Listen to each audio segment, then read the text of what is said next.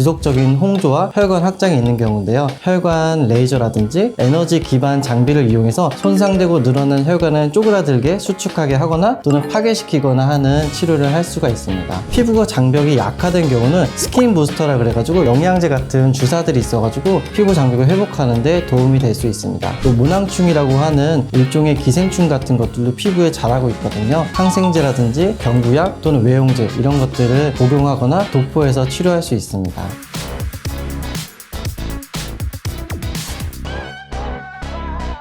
피부가 똑똑해지는 시간, 피부톡톡 피부과 전문의 고혜수, 피부과 전문의 성기현입니다. 오늘도 여러분이 평소에 가지고 계시던 궁금증, 사연을 듣고 고민을 해결해보는 시간을 가지도록 할 텐데요. 피부의 가장 대표적인 증상이라고도 할 수 있죠. 주사나 홍조로 고민하시는 분들이 날씨가 추워지면서 굉장히 많아진 것 같습니다. 오늘의 고민은 주사나 홍조에 대한 것인데요. 그럼 지금 바로 오늘의 사연 만나보시죠.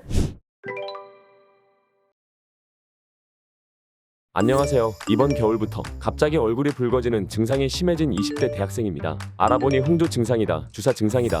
사람마다 말하는 기준도 다르고 원래 증상이 없다가 생긴 케이스인데 이렇게 갑자기 증상이 생기는 경우는 보통 어떤 경우인지, 더불어 피부과 관리도 관리지만 집에서는 어떻게 관리를 해줘야 하는지 피부톡톡 원장님들이 알려주시면 좋을 것 같습니다.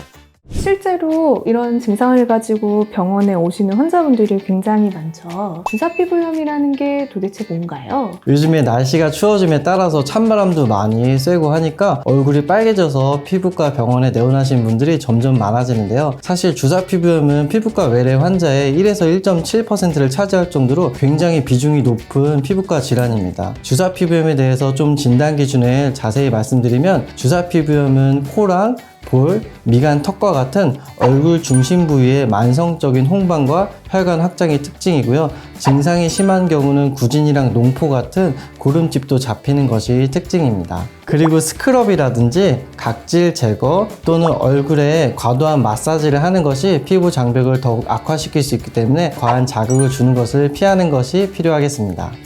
아까 사연 주신 분은 이런 게 갑자기 생겨서 당황해 하시는 것 같았어요. 그게 갑자기도 생길 수 있나요? 일반적으로 주사피부염이라고 하는 경우는 만성적인 염증 질환이기 때문에 갑자기 생기는 경우는 드뭅니다. 접촉피부염이라든지 다른 질환의 경우에는 갑자기 생기는 경우도 있습니다. 그렇기 때문에 다양한 질환에 대한 감별이 필요할 수 있겠습니다. 가끔 갑자기 홍조가 생겨서 오신 분들 중에서 화장품을 잘못 쓰고 오시는 경우가 많은 것 같아요. 쓰고 있는 화장품 중에 비타민C라던가 때로는 살리실산 아니면 레티노이드 같이 자극을 줄 수 있는 화장품을 쓰기 시작하고 얼굴이 빨개져서 오시는 분들이 굉장히 많더라고요. 그런 분들은 그런 제품을 중단하고 장벽 회복하는 보습제만 잘 사용해도 금방 좋아지는 경우도 있는 것 같습니다.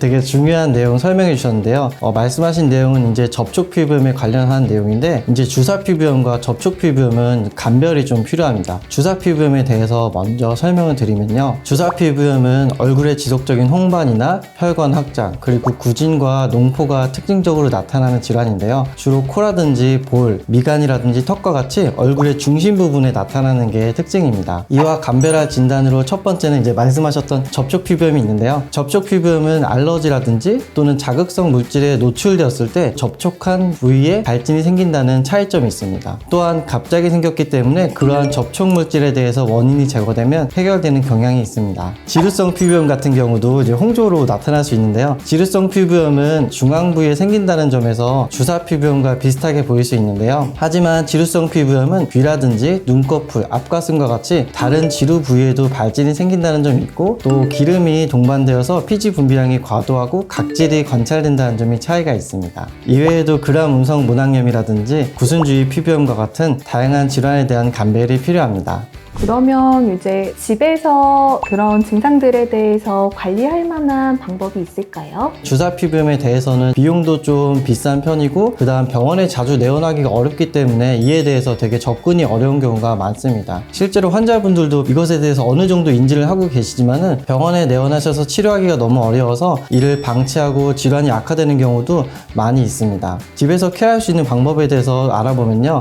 첫 번째로는 악화인자라든지 유발인자 환자에 대해서 제한하는 것이 필요합니다. 주사 피부염은 주로 얼굴이 뜨거워지는 환경에서 증상이 진행하고 악화되고 재발하고 하기 때문에 그런 악화인자를 관리를 해야 되는데요. 얼굴이 뜨거워지는 요인으로는 첫 번째는 이제 매운 음식이 있고요. 두 번째는 뜨거운 음식이 있습니다. 세 번째로는 감정적으로 흥분하는 거, 그 다음에 격렬한 운동, 이외에도 술 같은 경우도 주사 피부염이 있는 환자분들은 술을 드실 경우에 이것이 더욱더 병이 진행하는 요인이 될 수 있습니다. 마지막으로는 자외선인데요. 자외선은 얼굴에 직접적으로 열을 자극하기도 하고 늘어난 혈관은 더더욱 늘어나게 하기 때문에 이에 대해서 관리가 필요합니다. 그 다음 그런 악화인자들에서 조절을 했으면은 두 번째로는 적절한 세안 습관이 필요합니다. 주사 피부염 환자들은 보통 얼굴에 피부 장벽이 많이 무너져 계신 분들이 많거든요. 그래서 화장품을 발라도 남들은 괜찮은데 내 얼굴에 발랐을 때는 되게 따갑고 예민해서 견딜 수가 없다, 이런 경우가 많아요. 그거는 이제 피부 장벽이 약화되었어서 그렇거든요. 피부 장벽이 약화된 원인은 이제 적절한 세안 습관이 동반되지 않은 경우가 많습니다. 너무 과한 세정이라든지 스크럽보다는 약산성 세정제를 사용하는 것이 좋고요. 어떤 폼 클렌징이라든지 계면활성제가 많이 담겨있는 비누나 알칼리성 제품보다는 밀크 세안제라든지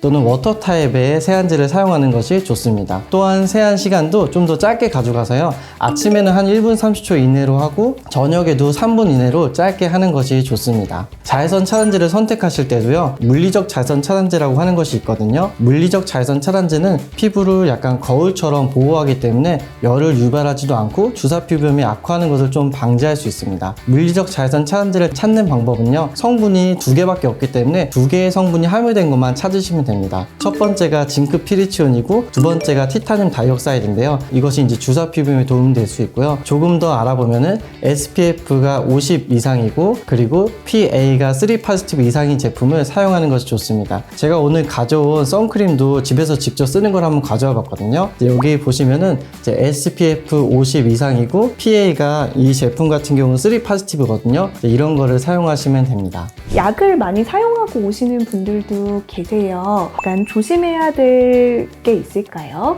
구순주의 피부염이라든지 그람 음성 모낭염 같은 경우는 너무 약을 오랫동안 잘못돼서 썼을 경우에 발생하는 질환입니다. 주사 피부염 같은 경우도 오랫동안 스테로이드라든지 잘 맞지 않는 외용제를 장기간 바르게 되면은 피부가 좀 더 얇아지고 혈관은 점점 늘어나고 주사 피부염이 점점 심해지고 피부는 약화되거든요. 그렇기 때문에 본인이 주사 피부염인지 아닌지 병원에 한번 내원하셔서 진단을 좀 받으시는 게 좋고, 주사 피부염이 맞다고 하면은 스테로이드 외용제 같은 것들은 좀 피하는 것이 좋습니다. 그러면 병원에 가면은 어떤 치료를 받을 수 있을까요? 증상에 맞게 치료를 하면은 환자분들이 만족해하는 결과를 얻으실 수 있습니다. 첫 번째는 이제 지속적인 홍조와 혈관 확장이 있는 경우인데요. 요즘에는 의학이 많이 발전해서 피부는 멀쩡히 유지하되 문제가 되는 병리적 소견을 해결할 수 있거든요. 예를 들어서 혈관이 늘어나는 경우는 그 혈관을 타겟으로 하는 치료를 할 수 있습니다. 해서 혈관 레이저라든지 에너지 기반 장비를 이용해서 손상되고 늘어난 혈관을 쪼그라들게 수축하게 하거나 또는 파괴시키거나 하는 치료를 할 수가 있습니다. 두 번째로는 피부가 장벽이 약화된 경우는 이를 보강하기 위해서 병원에 있는 메디컬 스킨케어 장비를 이용해서 이러한 피부 장벽을 다시 회복시킬 수도 있고, 또한 스킨 부스터라 그래가지고 피부 장벽을 개선시킬 수 있는 영양제 같은 주사들이 있어가지고 피부 장벽을 회복하는 데 도움이 될 수 있습니다. 또 모낭충이라고 하는 일종의 기생충 같은 것들도 피부에 자라고 있거든요. 그래서 이것들을 죽여줄 수 있는 항생제라든지 경구약 또는 외용제, 이런 것들을 복용하거나 도포해서 치료할 수 있습니다. 네, 오늘은 집에서 하는 주사 홍조 관리법에 대해 알아보는 시간을 가져봤는데요. 오늘 촬영 어떠셨나요? 네, 너무 좋았습니다. 확실히 병원에서 진료를 볼 때보다 진솔한 내용을 담을 수 있어서 더욱 좋은 것 같습니다. 네, 감사합니다. 이렇게 앞으로도 계속해서 재미있는 컨텐츠로 시청자들의 고민을 해결해 드릴 수 있도록 더 노력하겠습니다. 시청자 여러분도 댓글을 통해서 고민을 남겨주시면 저희가 한 분 한 분씩 고민을 해결해 드리겠습니다. 피부가 똑똑해지는 시간 피부톡톡, 다음 시간에 찾아뵙도록 하겠습니다. 감사합니다.